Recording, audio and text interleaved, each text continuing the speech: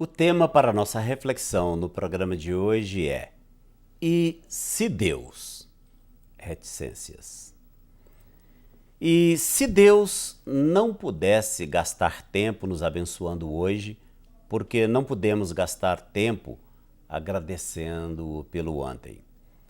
E se Deus decidisse parar de nos dar amanhãs, porque não fizemos a sua vontade hoje? E se nunca víssemos outra flor se abrir, porque reclamamos quando Deus enviou a chuva? E se Deus não caminhasse conosco hoje, porque deixamos de reconhecê-lo? E se Deus não enviasse seu Filho unigênito, Jesus Cristo, porque Ele queria que estivéssemos preparados para pagar o preço pelo pecado? E se Deus retirasse sua mensagem, porque deixamos de ouvir o seu mensageiro? E se Deus deixasse de nos amar e se importar conosco, porque deixamos de amar e nos importar com os outros? E se Deus não nos ouvisse hoje, porque não quisemos ouvi-lo ontem? E se Deus atendesse às nossas dificuldades da mesma maneira como atendemos às necessidades dos nossos irmãos? Pense nisso e faça uma oração de agradecimento por mais um dia de bênçãos, mesmo que esse tenha sido um dia difícil, tanto no seu começo quanto próximo do seu término. Agradeça porque amanhã tudo estará bem e você entenderá o verdadeiro valor da paz e o verdadeiro valor do cuidado de Deus para com você e para com aqueles que você ama. E se? Hein? Esse se aí complica, não complica? Imaginou? De vez em quando eu fico pensando nisso, e até já comentei algumas vezes sobre isso com algumas pessoas. E quem, aliás, fala muito, usa muito essa expressão é a minha esposa, a minha querida Fátima Miranda. Pastora Fátima, a bênção de Deus na minha vida. A Fátima é que diz assim: já pensou se Deus fosse nos tratar da forma que nós tratamos os outros? Já pensou se Deus fizesse conosco o que muitas vezes nós torcemos para que Deus faça com os outros, assim, como se Deus fosse, sabe, descer fogo sobre uma pessoa no momento de ira, no momento de raiva que a gente às vezes fica de alguém? Lá dentro do nosso coração, né, vem aquele sentimento terrível. Ah, se eu fosse Deus, eu ia fazer isso e isso com essa pessoa. Nos esquecendo de que às vezes nós fazemos pior do que o que aquela pessoa está fazendo com a gente. Ou se comportando de um modo geral. Nos esquecendo de que se Deus fosse fazer realmente alguma coisa da forma como pensamos, Ele começaria por nós, Ele faria conosco. Mas ainda bem que Deus não é assim. Não é verdade? Ainda bem que Deus, Ele, pela sua bondade e misericórdia, age conosco de forma totalmente diferente da que nós agimos para com os outros e até mesmo para com Ele. Algumas pessoas, elas estão tão envolvidas e tão engolidas naquilo que fazem no seu dia a dia, no seu trabalho. São tantos afazeres, tantos compromissos, que elas não têm mais nenhum tempo para Deus. Deus, assim, praticamente não existe mais nas vidas de algumas pessoas e de algumas famílias. De repente os filhos estão crescendo, nunca viram o pai fazer uma oração, nunca viram o pai ler uma Bíblia, nunca viram o pai ir a uma igreja, a não ser quando foi num batizado, foi num casamento, uma coisa assim, sabe? Se é católico, numa primeira comunhão, se é crente, foi lá na apresentação do filho de algum parente mais próximo, de um irmão, de uma irmã. Mas mais do que isso nunca aconteceu. Mas se você perguntar para essa pessoa, surpreendentemente ela vai dizer para você que ela tem uma religião. Ela é da religião tal.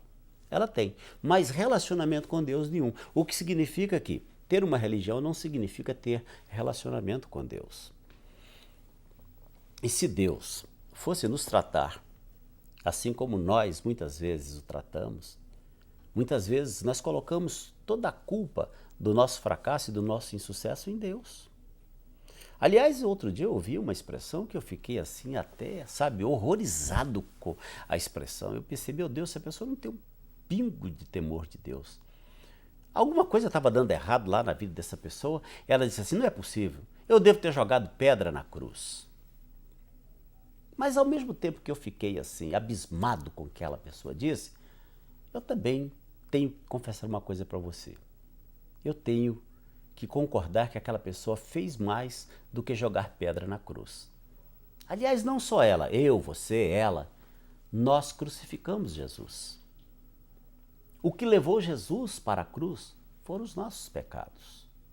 Mas Deus, pela sua infinita bondade e misericórdia, nos trouxe o perdão na pessoa de Cristo Jesus, a quem nós crucificamos com os nossos pecados. Quem deveria ir para a cruz éramos nós. Jesus não tinha pecado, mas ele se propôs a pagar o preço por nós. E o que é que nós estamos dando em troca? Se é que podemos fazer alguma troca nesse sentido, é apenas aqui uma figura de linguagem.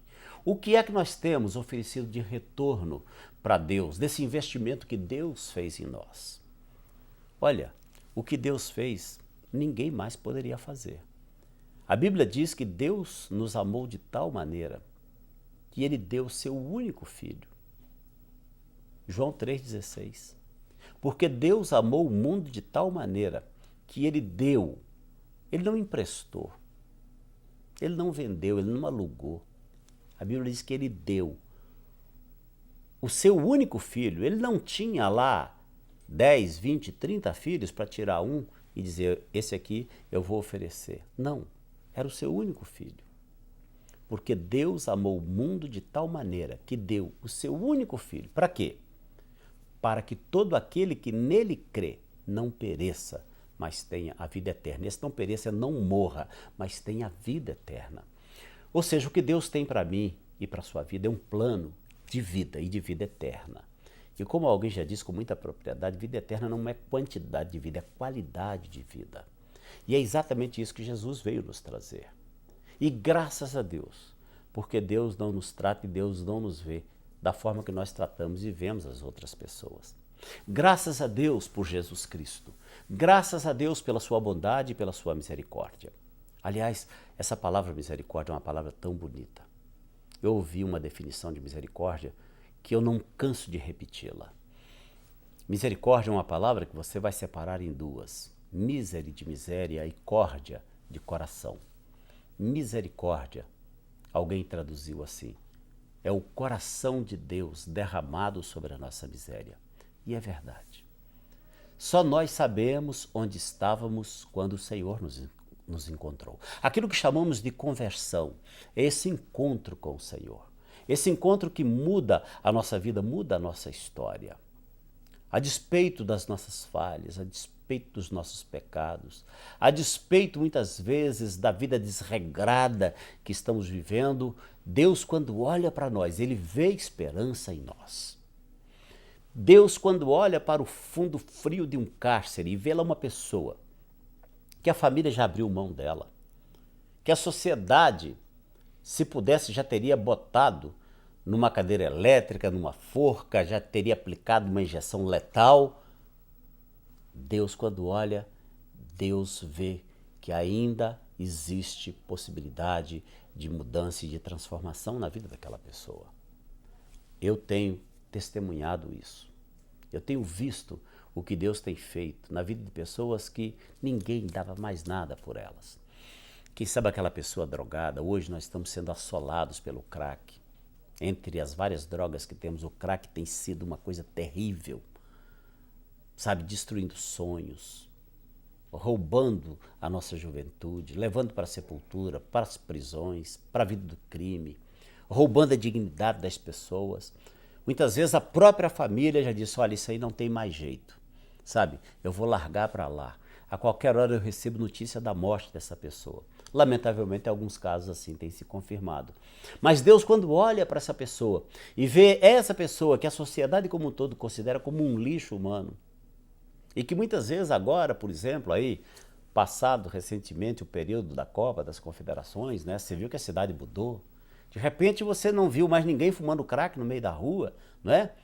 É como se tivesse, me perdoe a expressão que eu vou usar, mas vou usá-la com muito respeito, é como se estivesse varrendo o lixo para debaixo do tapete. Essas pessoas que estão pelas ruas, elas são consideradas pela sociedade como um lixo, mas para Deus não. Ali está uma pessoa, não está um monte de lixo. E muitos de nós éramos esse lixo. E até muito pior, Deus teve misericórdia da nossa vida. E eu quero crer que o nosso olhar para com as pessoas também deve ser um olhar de misericórdia. O nosso olhar para as pessoas deve ser um olhar que traga com ele a compaixão. Porque é assim que Deus nos vê, é assim que Deus nos trata. É assim que Deus se relaciona conosco. E é por isso que Ele não abre mão da minha vida e da sua vida. Ele, Deus, te ama com todas as letras. Guarde isso no seu coração. De repente você está se sentindo a pessoa mais mal amada do mundo, mais esquecida do mundo. Deus não se esqueceu de você. E a prova que não se esqueceu é que Ele providenciou esse momento, esse programa. E fez com que você parasse aí diante do seu aparelho de televisão. Com tantos canais que você tem à sua disposição, de repente você parou exatamente aí. Creia que Deus, de alguma forma, está trazendo ao seu coração uma palavra, uma mensagem de esperança e de vida. E a sua vida pode ser mudada, pode ser transformada. Amém? Vamos orar agora, vamos falar com Ele. Querido Deus, obrigado pelo teu cuidado, obrigado pelo teu carinho, obrigado por tua bondade. Obrigado, meu Deus, pela misericórdia do Senhor, que se renova a cada manhã sobre a nossa vida. Obrigado por cada uma destas vidas que neste momento estão orando comigo. O Senhor conhece cada uma delas, conhece o que vai no coração de cada uma delas. E eu te peço, meu Pai, vá ao encontro delas agora. Toque-as com a tua mão amorosa. Abençoe-as, meu Pai. E permita que cada uma delas viva uma experiência transformadora com o Senhor a partir de hoje. É a nossa oração, com a gratidão do nosso coração, no nome de Jesus. Amém, amém e amém. Graças a Deus pela sua vida, graças a Deus por mais este programa. Infelizmente o nosso tempo acabou, mas eu espero te rever no nosso próximo encontro.